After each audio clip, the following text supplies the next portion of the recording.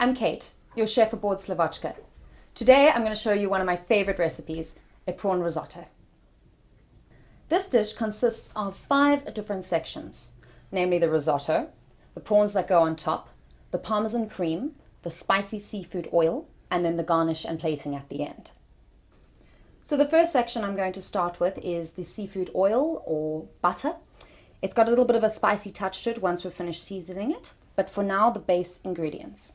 So a set of large prawns or shrimp. You can have some slightly smaller ones which we chop up at the end, but we need their shells for the butter seasoning. Then 1 onion and 2 cloves of garlic minced up. You've got yourself 45 ml of oil and 1 4-ounce stick of butter. 2 tablespoons of tomato paste. And a small bit of olive oil just in the beginning for frying. So for our first step, we're going to take our slightly larger prawns and we're going to devein them and remove the shells except for the tails. This is easier done with a pair of kitchen scissors, and you can snip your way up the vein or spine.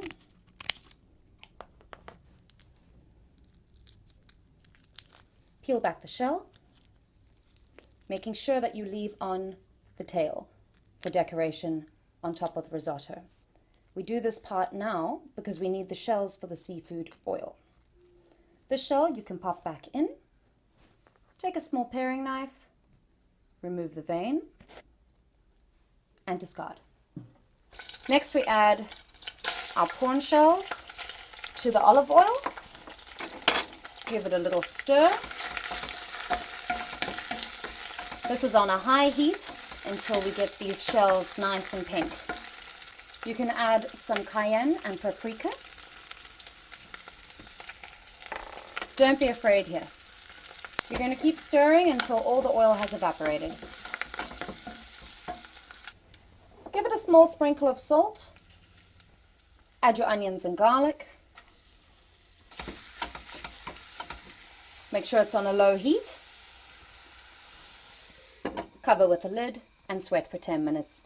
Not letting the onions go golden brown, but just see through. Add your oil and butter.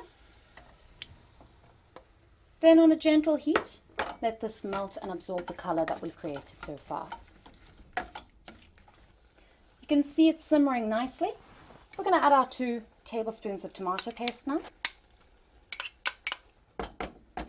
And allow it to simmer for a further 15 minutes. Once it's simmered to a lovely rich color, you're going to turn off the heat. Take it off the stove plate, and you're going to add your herbs. We've got some thyme, you can throw it in whole, a bay leaf, tarragon, and then a couple of black peppercorns. We're going to cover it with the lid and leave it to infuse while we carry on with our other sections. For our last step, we strain our prawns from the butter. And then we set this aside to chill for use in plating and with our Parmesan butter. For our second section, we're going to be making our Parmesan cream. We've got our prawn butter from previously, your cream, which I'll explain in a moment, freshly grated Parmesan, lemon, white pepper and salt, and a little bit of paprika.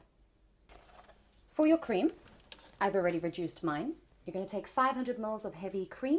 You're going to simmer it on the stove and reduce it all the way down to 120 ml, like I have done here, so it's thick and creamy. So slowly reduce your milk down, add your Parmesan cheese, and keep stirring until the cheese has melted in. While keeping it on a low heat, you're going to add your prawn butter. Do this slowly, as it's similar to an emulsification and you don't want it to curdle. Now we're just going to season it. A little bit of salt, white pepper, paprika, and then we'll add a couple drops of lemon juice to sharpen. Turn off the heat and put aside for plating. For the risotto, we're going to need some stock, the risotto itself, a seasoning, butter and olive oil, a little bit of dry white wine, although you can use vermouth, cream, and finely chopped onions. First we add our butter and olive oil. Allow the butter to melt. Next we add our onions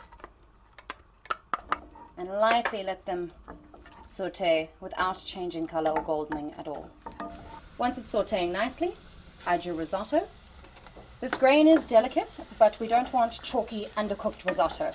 So we lightly fry it first, covering it in the fats. Okay, now we add stock, little by little, just covering the grains of rice. Turn down your heat. And you consistently add just enough stock to cover the rice. Let it absorb. The trick here is constant agitation, so we end up with beautiful pearls of rice that aren't cracked or overcooked, so keep that heat nice and low.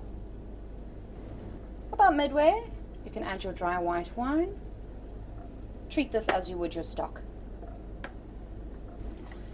Once all your stock has been absorbed and it's only slightly chewy in the center, we add our cream.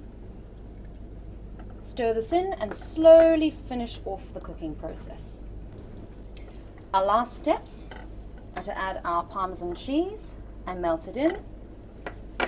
While this is melting, add a few cracks of black pepper.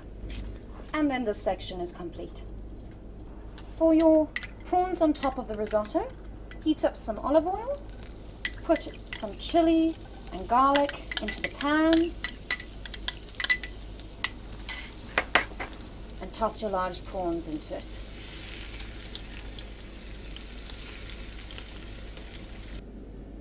So now we're nearly ready to plate the dish. A nice option is to add a few pieces of prawn tail into the risotto itself. Just fry these up lightly in olive oil, similar to the garnishing tails on top. This is now our Parmesan cream.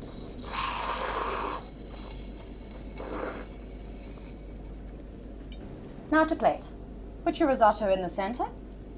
Make sure it's loosened up. Next we put our Parmesan seafood cream. Yep. Next, we place our prawns.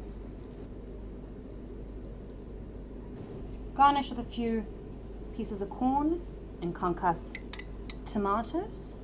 And lastly, our remaining spicy seafood oil. And there we have our prawn risotto.